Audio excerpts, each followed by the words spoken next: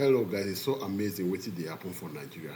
How can a company, ordinary company for China, seize federal government jets only because the states are very irresponsible and nobody brilliant enough to read the small letters where they the contracts where they sign say that they use federal government property as a guarantee for waiting them borrow.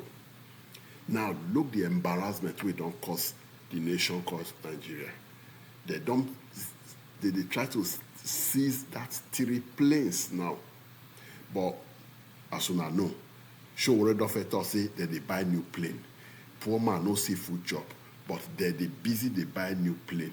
Like say they no seize them now, therefore no cry out. Now, foul nyash don't open because the Chinese company don't talk and now say the new plane where they need they buy, John waited that they seize. Make una listen to Rufai the way he analyze this. Make una really know say our politicians need to grow up. And thank God say this new era we get few people we're ready to talk sense to power. Enjoy the video, might not talk too much. Industrial Investment Company Limited was seeking to enforce a final award granted in its favor on March 26, 2021 against one of Nigeria's subnationals, Ogun State. All right, so it's Ogun State against the Chinese company, but of course, the federal government has been dragged into this. And now, unfortunately, 3 presidential jets are being held ransom. Ufa, your take on the story? So at first, I received this with shock, and it's embarrassing, like Peter Obi says, because were the jets that we complained about them not buying, were they part of these jets? Well, it's believed so because one of the jets is the new one that's gotten for over $100 million. So at first, you see how God reveals the secret of people when you try to hide things away. We complained that it's not good to buy those jets at this time. The Senate went ahead and said, don't worry, we'll give you the backing. I'm not sure if the supplementary budget has been passed, but the jet has been bought. All of a sudden, I remember when Showore released the videos then of those jets. Now, finally, we have confirmed because the jet was arrested. Secondly, culture will eat strategy for breakfast. I've said that over 1 million times. For every time I've said that here, if you also count, I should be a billionaire by now. And that's what happens to Nigeria. So this is not the first time. I'll take you back to the 70s. Nigeria made a lot of money. Something happened called the cement armada. We wanted cement for development. But most of those cements were backed up in the ports. They couldn't clear them. Demurrage set in.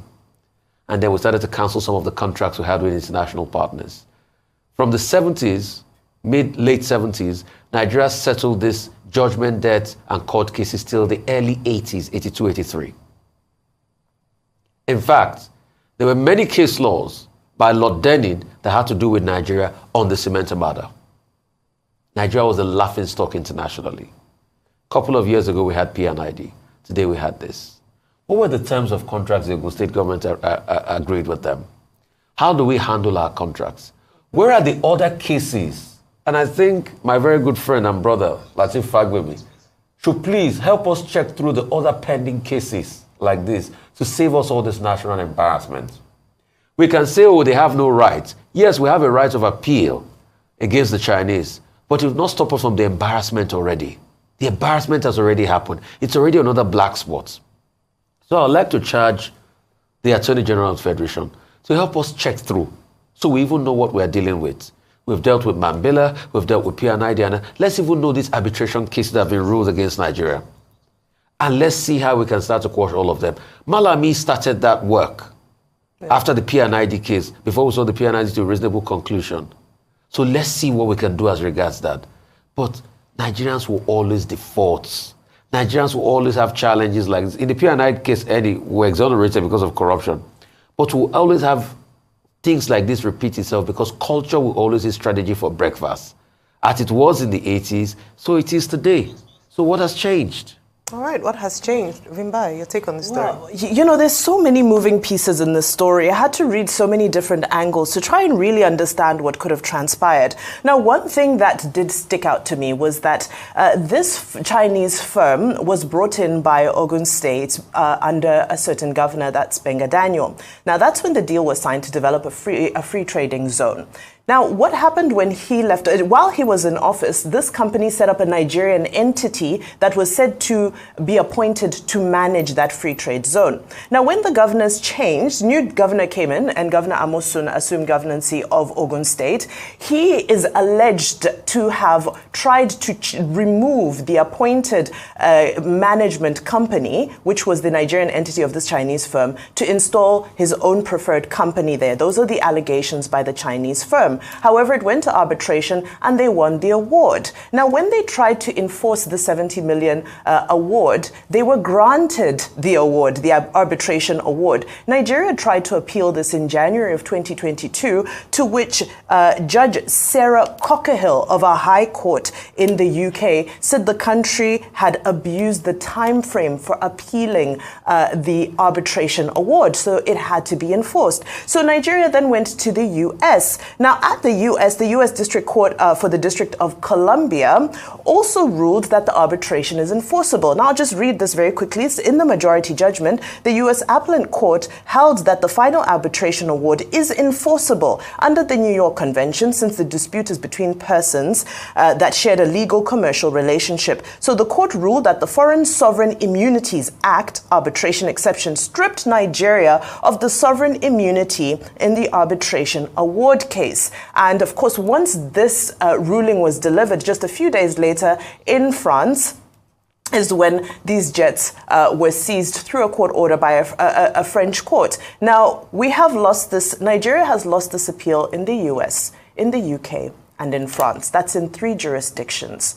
So the explanation coming from the government that they are being blackmailed and that there's some sort of, some sort of, shall I say it, fraudulent production of evidence from the Chinese firm is a little bit confusing, because I wonder how powerful and how intelligent this Chinese firm is to be able to fool 3 different courts in 3 different jurisdictions. With regards to the jets being sovereign property, again, I've read the judgment based on the New York Convention. The Foreign Sovereign Immunities Act, the FSIA, stripped Nigeria of the sovereign immunity. So it seems all is in order. However, let's resolve it. Why did we drag our feet from 2016, 2022? This has been in the courts for so long. They've been trying to enforce, the Chinese firm has been trying to enforce their award. They've been trying to get their money. But for some reason, we felt that even though we're in a breach of contract, we don't need to pay the fine. So there's a challenge there with regards to accountability and with regards to the respect for the rule of law. All right. Thank you very much for breaking that down, Vimbai. Now, just to mention a few things clearly here. Number one is how contracts are entered into, especially by government or by administrations. Because we see, if you break it down, the bone of contention here is that one administration approved a contract and the subsequent administration, as it's we often see in Nigeria, did away with that contract without following due process or without considering the penalties for such an action. And then you wonder what happened with the Attorney General of the state, the state's Attorney General, whether the governor received adequate legal advice before proceeding to cancel that contract, which put the state in breach, and now we find ourselves where we are today.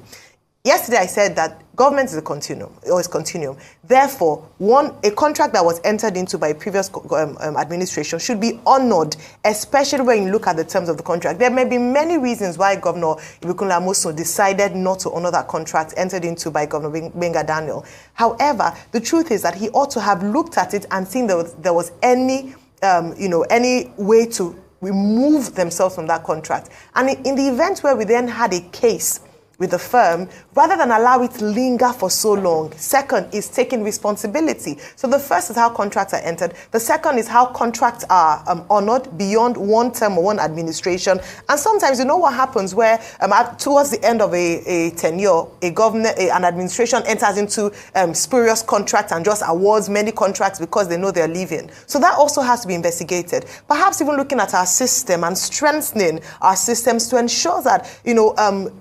governors or leaders do not enter into contracts like this that will jeopardize either the next administration or the fate of Nigerians as we've seen it. In the words of Mr. Peter Obi, it is indeed an international embarrassment, and unfortunately it's not the first that's happened. Thank God that the P&ID case was now revealed to have been a fraud, to have been fraudulent, if not would have been in dire straits.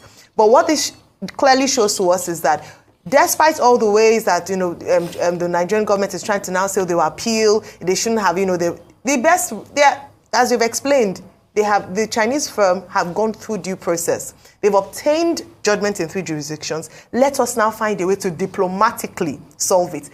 Eat some humble pie and find a way to resolve this issue diplomatically. I heard, just recently, I heard that the Chinese premier had invited President Bola Tinubu to China. So maybe that's one of the conversations they should have, especially because it's a Chinese company and this is, these are Nigerian property. So the route now is not to, be proud about this. Let's explore diplomatic options and let's try as much as possible to kill this international embarrassment. It also sends a signal to investors and other companies who want to do business with Nigeria. If this is how we do not honor contracts, if this is how we're able to break and then refuse to pay court or to abide or honor court judgment, it doesn't speak well, especially when investors are watching. So a number of lessons, and I'm hoping that this will be well managed as information comes up.